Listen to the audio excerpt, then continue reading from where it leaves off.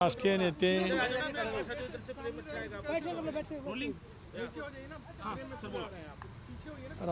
आणि आम्हा सर्वांचे लाडके आदरणीय दादांच्या दुर्दैवी निधनानंतर बारामती विधानसभा पोटनिवडणूक त्या ठिकाणी लागलेली होती। अर्ज माघारीचा शेवटचा दिवस होता। अखिल भारतीय काँग्रेस पक्षाने आज मनाचा मोठेपणा दाखवत राजकीयदृष्ट्या अत्यंत योग्य निर्णय त्या ठिकाणी घेतला आणि अधिकृत काँग्रेस उमेदवार श्रीयुत मोरे यांचा अर्ज माघारी त्यांनी घेतला। त्याबद्दल प्रदेश राष्ट्रवादी काँग्रेस पक्षाचा अध्यक्ष म्हणून काँग्रेसचे देशाचे अध्यक्ष खरगेजी, आदरणीय सोनियाजी, राहुलजी या सर्वांचेच मी मनापासून सुप्रिया वहिनी, प्रफुल्लबाई, राष्ट्रवादी काँग्रेस पक्षाच्या वतीने आमचे युवा खासदार पार्थ पवार या साऱ्यांच्या वतीने त्यांचे मी मनापासून या ठिकाणी आभार मानू इच्छितो आहे। महाराष्ट्राच्या राजकारणामध्ये अजितदादांनी एक आपली स्वतंत्र ओळख 40 वर्षाच्या मेहनतीतून निर्माण केली होती। 91 साली लोकसभेमध्ये सुद्धा ते काँग्रेस पक्षाचे खासदार म्हणून निर्वाचित झाले होते। 95च्या विधानसभेमध्ये सुद्धा किंवा 92च्या पोटनिवडणुकीमध्ये सुद्धा काँग्रेसच्या हाताच्या पंजाच्या निशाणीवरती ते निर्वाचित झाले होते। त्यानंतर 99 ते 2014 राज्यात लोकशाही आघाडीचं सरकार असताना उपमुख्यमंत्री मंत्री म्हणून काँग्रेसला सोबत घेत महाराष्ट्रामध्ये फार मोठ्या प्रमाणावरती योगदान दादांनी दिलं होतं। त्या साऱ्याच्या प्रती आदर व्यक्त करत काँग्रेस पक्षाने जी भूमिका घेतलेली आहे त्या भूमिकेचं मी मनापासून स्वागत करतो। माझ्या राज्यातील सर्व कार्यकर्त्यांच्या वतीने स्वागत करतो, बारामतीच्या जनतेच्या वतीने सुद्धा स्वागत करतो आणि आभार मानतो। आणि एकंदरीत महाराष्ट्राच्या राजकारणाचा सुसंस्कृत पाया महाराष्ट्राचे शिल्पकार स्वर्गीय चव्हाण साहेबांनी जो रचला त्याला पूरक पैचा निर्णय आज काँग्रेस पक्षाने त्या ठिकाणी घेतला, त्याचाही उल्लेख या निमित्ताने मी करू इच्छितो आहे। खरं आहे की हे सगळं करत असतानाच अनेक वेळेला वेगवेगळे प्रश्न निर्माण होत असतात, पण त्याच्यातून राजकीय सामंजस्य कशा पद्धतीने दाखवावं ह्याच काँग्रेस पक्षाने त्या ठिकाणी दाखवलेलं आहे। हे मला प्रामुख्याने सांगायचं आहे। उशिरा सुचलेलं शहाणपणे असं वाटतं तुम्हाला? कसं आहे की राजकारणामध्ये अनेक वेळेला अनेक घडामोडी घडत असतात। आता त्याच्यामुळे त्याने उमेदवार का दिला, एक तर मी सुरुवातीला स्पष्ट केलं की राज्यामध्ये 2 आघाडी आहेत, एक महायुती आणि दुसरी महाविकास आघाडी। आणि महायुतीकडे लोकसभेच्या जागा कुठल्या, विधानसभेच्या जागा कुठल्या हे निवडणूक लढून ठरलेलं होतं। स्वाभाविकपणाने बारामतीची जागा ही महाविकास आघाडीकडे आदरणीय पवारसाहेबांच्या राष्ट्रवादी काँग्रेस पक्षाकडे होती। ही जागा NDAमध्ये आमच्या राष्ट्रवादी काँग्रेस पक्षाकडे होती। अशा वेळेला सुरुवातीलाच आदरणीय खासदार सुप्रियाताईंनी आम्ही उमेदवार देणार नाही अशा पैचं घोषित केलं। त्याच्याबद्दलही मी आदरणीय साहेबांचे, सुप्रियाताईंचे आभार मानले आणि गणित स्पष्ट होतं की महाविकास आघाडीमध्ये ही जागा पवारसाहेबांच्या राष्ट्रवादीची असल्यामुळे काँग्रेसचा उमेदवार त्या ठिकाणी येणं असमन्वयच होतं। पण का, कशामुळे आलं, त्याच्या पाठीमागे कोण होतं, काय होतं की काय मला माहिती असं काही कारण नाही। पण त्यावेळी शरद पवारांनी पण अप्रत्यक्षपणे समर्थन केलं होतं उमेदवाराचं, असं म्हणत की कोणीतरी निवडणूक लढणारच आहे तर ते गृहीत धरलं पाहिजे निवडणूक त्यांनी म्हणजे बिनविरोध निवडणूक झाली पाहिजे अशी भूमिका नाही। 6 दशकं देशाच्या राजकारणात आदरणीय पवारसाहेबांची भूमिका खूप महत्त्वाची राहिलेली आहे। राजकीयदृष्ट्या राहिली, देशाच्या विकासाच्या बाबतीमध्ये सुद्धा राहिली।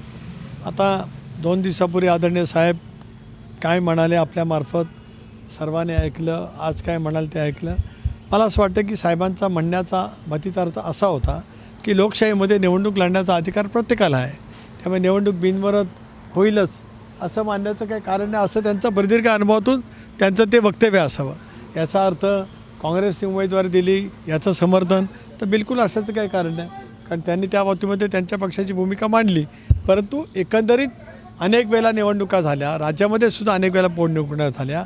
एक हिमालयाच्या मदतीला सह्याद्री धावला असं वर्णन होऊन चव्हाण साहेबांची जी पोटनिवडणूक लोकसभेची झाली नाशिक लोकसभा मतदारसंघात ती अपवाद वगळता प्रत्येक निवडणुका ह्या अनेक वेळेला निवडणुका होऊन झाल्या, एक हाती झाल्या, एकतर्फी झाल्या.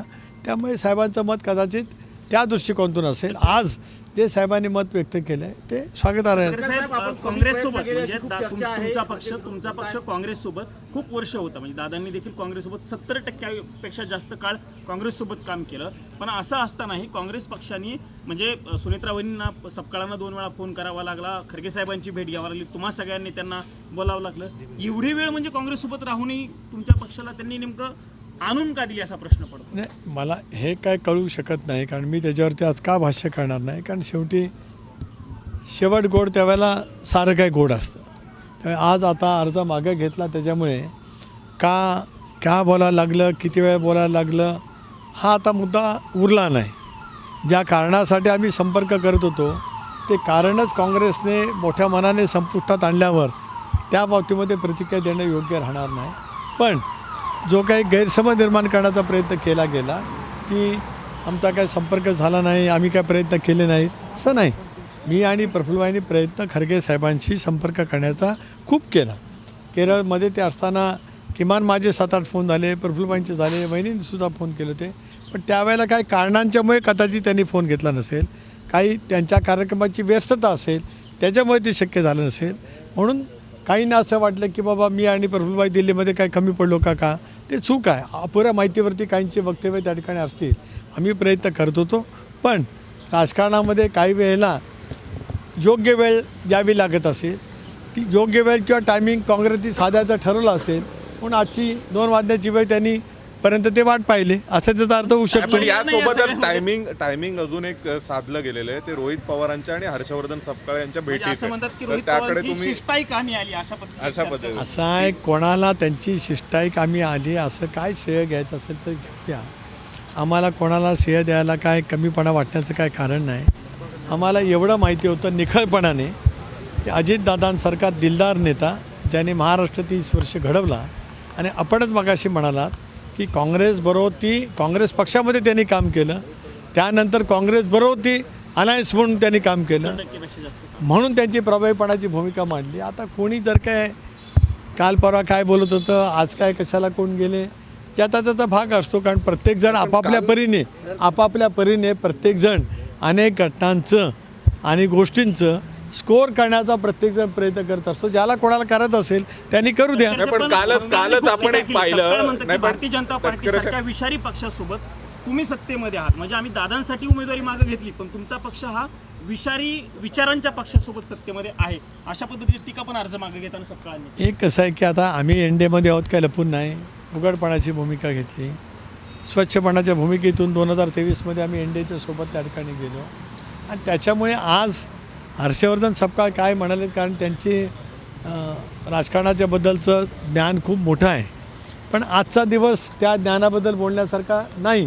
त्यामुळे योग्य वेळेला ज्या वेळेला येईल त्यावेळेला ते सगळं नक्की बोलता येईल. कारण माझ्याही राजकीय जीवनामध्ये 84 ते 99 16 वर्ष माझी पण काँग्रेसमध्ये गेलेली आहेत. स्वर्गीय वसंतदादा, आदरणीय बॅरिस्टर अंतुले साहेब, विलासराव, सुशीलकुमार शिंदे, काँग्रेसचे दिल्ली पातळीवरचे नेते, अनेकांशी माझा संपर्क त्या कालावधीमध्ये आला. काँग्रेसचा राजकीय एक कार्यकर्ता म्हणून आम्ही पण दीर्घकाळ काम त्या ठिकाणी केलेलं आहे. त्यामुळे हर्षवर्धनजी जे काय बोललेत आज त्यांचे आभार मानणं एवढं माझं कर्तव्य आहे. आजचं माझी भूमिका कर्तव्याची राहू द्या. 23 तारखेला मतदान होईल, 2 तारखेला निकाल लागेल, मग या भूमिकेच्या वरती आणखीन काय कोणाला बोलायचं असेल ते बोलू द्या, त्याची सविस्तर उत्तर आम्ही देऊ. पण योगायोगाने अमेरिकेच्या आणि इराणमध्ये शस्त्रसंधी झाली, त्याची घोषणा पाकिस्तानने केली. तर तसा काहीसा प्रसंग निमित्त पाकिस्तान झालं अमेरिकेच्या शस्त्रसंधीसाठी, तसं काही महाराष्ट्राच्या राजकारणात घडलं असं वाटतं का? आता आपल्याला कोणाला पाकिस्तान म्हणून संबोधायचं असेल, ज्याने कोणी काय मला माहीत नाही, तुम्ही शब्दप्रयोग केला होता. आता एक मिनिट, आता पाकिस्ताननी जे काय अमेरिका आणि इराणच्या युद्धामध्ये शिष्टाई केल्याचं जे काही दाखवलं जातं आहे त्याला अनुषंगून आपल्या पत्रकार मित्रांनी मला प्रश्न केला की आज सकाळी कोणीतरी गाठीभेटी घेतल्या त्या पाकिस्तानसारख्या होत्या काय, असं त्यांचं म्हणणं आहे. माझं या विषयावरती काही म्हणणं त्याच्या बाबतीमध्ये काही नाही. तुमची शिष्टाई कमी आहे, तुम्ही मेहनत कमी घेतली, तुम्ही तुमचे श्रम अपुरे पडले, अशी खूप चर्चा आहे.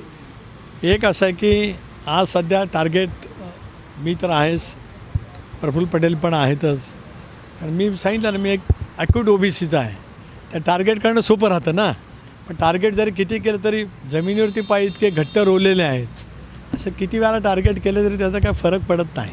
त्याच्यामुळे प्रयत्न किती झाले, काय झाले हे सर्वांना माहिती आहे. एक आम्हाला प्रयत्न किती केलेत हे रस्त्यावरती उभं करून राहून आरडाओरडा करून सांगण्याची कधी वेळ आलेली नाही. कारण आमचं अंतर्मन जे स्वच्छ आहे, प्रामाणिक आहे आणि जे महाराष्ट्राच्या जनतेला ज्ञात आहे की दादांचे माझे काय जिव्हाळ्याचे संबंध गेल्या 40 वर्षामध्ये राहिले, त्यावेळेला असं सांगावं लागत नाही, ते आपोआपच कळत असतं. तर मधल्या काळामध्ये पक्षाचे अधिकार कार्यकारी अध्यक्षांनी घेण्याचा प्रयत्न केला, असे कागदपत्र समोर आले. त्यानंतर इथे सगळे तुम्ही एकत्र पाहायला मिळाले. मनोमिलन झालंय का? आम्ही नेहमीच मनोमिलनाने पक्षामध्ये काम करत आलो. दादांनी घेतलेल्या निर्णयापासून त्यानंतर झाले लोकसभा असेल, विधानसभा असेल, विधानसभेच्या नंतर अभूतपूर्व यशाच्या नंतर सरकारची स्थापना असेल, दादांचा दुर्दैवी निधन असेल, त्याच्यानंतरची वाटचाल असेल, विशेष करून बहिणींची उपमुख्यमंत्री म्हणून झालेली शपथ, त्यावेळेलासुद्धा संबंध महाराष्ट्रामध्ये टीका टिप्पणीला आम्हाला सामोरं जावं लागलं. याचा उल्लेख प्रशांतजी आपण केलात. त्यावेळेला 72 तासात आम्हाला काय घाई झाली असे विचारणारे महाभाग महाराष्ट्रामध्ये होतेच ना. त्यामुळे टीकेचं लक्ष आम्ही राहणारच आहोत. कारण ज्यांना वाटत होतं की आपल्याला सहज गडप करता येईल, हडप करता येईल, त्यांच्या तोंडातला घास गेला असं त्यांना वाटतं. तो त्यांचा नव्हताच, तो त्यांचा अधिकार नव्हता. लोकशाहीमध्ये आमचा अधिकार होता. 41 जागा आमच्या घड्याळ्याच्या चिन्हावरती निवडून आलेल्या होत्या, त्याच्यामुळे ते होतं. त्यामुळे आज कसं आहे, आजही सगळं व्यवस्थित आहे. ऑल इज वेल. आज आम्ही सगळेजण, आज पारची शपथ झाली, वहिनीसुद्धा आल्या, राष्ट्रीय अध्यक्ष म्हणून आल्या, उपमुख्यमंत्री आल्या, त्यापेक्षा एक आई म्हणूनसुद्धा आल्या. मी आणि प्रफुल्लबाई दादांचे जवळचे सहकारी. आमचं काम आहे, आम्ही दोघे संसदेमध्ये काम करतो. ज्यावेळेला पारसारखा एक तरुण राज्यसभेमध्ये पदार्पण करतो, राज्यसभेची तो शपथ घेतो, त्यावेळेला त्याला अंतःकरणापासून शुभेच्छा देणं, उपस्थित राहून, हे आमचं कर्तव्य आहे. पारदादांनी आज शपथ घेतली. चांगलं आहे ना, आनंदच आहे. दादाची आठवण दिलीच, दादांची आठवण क्षणोक्षणी येतच राहणार. तर पक्षाचे अधिकार राष्ट्रीय कार्यकारी आता अध्यक्षांनी घेण्याचा प्रयत्न आज केला. आज ही आज बाब तथ्य आहे का याच्यामध्ये? आज तथ्य आहे का? आज आपल्याला या विषयावरती फार घाई करण्याची आवश्यकता आहे. असं जरा मला बोलू द्या खरं साहेब. तुम्ही आता प्रश्न विचारून झाला, मला बोलू द्या खरं.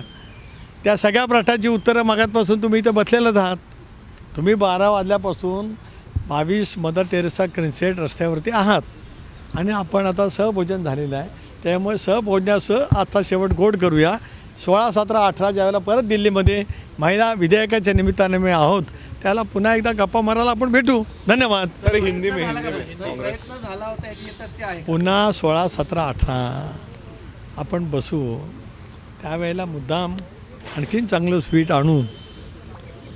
16 फेब्रुवारीला जैसे कि आज कांग्रेस पार्टी ने बारामती के चुनाव के लिए जो पर्चा दाखिल किया था, उन्होंने वापस लिया है. राष्ट्रवादी कांग्रेस पार्टी का प्रदेश के अध्यक्ष के नाते, दादा के सहकारी के नाते मैं उनका ऋण यहाँ पे व्यक्त करता हूँ. मैं उनका तहे दिल से आभारी हूँ कि कांग्रेस पार्टी ने आज उनका पर्चा वहाँ से वापस ले लिया है. सर धन्यवाद. इसमें शिष्टाई में कहीं ना कहीं शरद पवार जी के पार्टी ने भी भूमिका अदा की है, ऐसा कहा जाए. रोहित पवार किसी ने क्या किया है इसके ऊपर मुझे कुछ टिप्पणी नहीं करना चाहता हूँ. दादा की सेवा उनकी, जब उन्होंने राजनीति की शुरुआत की तब कांग्रेस से शुरुआत की थी. 99 तक कांग्रेस के उम्मीदवार के नाते वो सांसद में भी चुन के आए, विधायक के नाते भी चुन के आए. उसके बाद लगातार 15 साल जब हम महाराष्ट्र की सरकार में थे तब हम कांग्रेस के साथ ही थे. तो एक अहम ऐसा रोल दादा ने अपने पॉलिटिकल लाइफ में कांग्रेस के साथ निभाया है. कांग्रेस ने ये जानकर जो कुछ मन की उदारता दिखा के उनका मार्च मागे पीछे लिया है, उसके लिए मैं फिर उनका आभारी सर हूँ. एक शेवटचा धन्यवाद. प्रश्न विचारतो. विलनीकरणाच्या अनुषंगानं आज प्रदेशाध्यक्ष आहेत शरद पवारांच्या पक्षाचे शशिकांत शिंदे, त्यांनी काल 2 दिवसापासून ते बैठका घेतात. त्यांनी भूमिका मांडली की आता विलनीकरण होणार नाही, आपल्याला स्वतंत्र पद्धतीनं पुढे जायचे, तुम्ही कामाला लागा. हे स्वागत आहे ना त्यांच्या भूमिकेचं. ज्यावेळेला 2 दिवस लगातार मॅरेथॉन बैठक एखादा राजकीय पक्ष घेतो त्यावेळेला एक उद्याचं धोरण काय असतं अशा या मॅरेथॉन बैठकीच्या माध्यमातून पक्ष एक दिशा देण्याचा प्रयत्न करत असतो. मी 14 ते 18च्या वेळेला काही अशा बैठका घेतल्या होत्या एकत्रित राष्ट्रवादी असताना.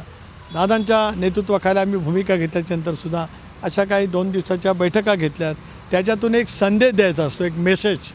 तो मेसेज कदाचित त्यांनी दिला असेल तर मला त्याच्याबद्दल काही टिप्पणी करायचं काही कारण नाही. Thank you sir. थँक्यू.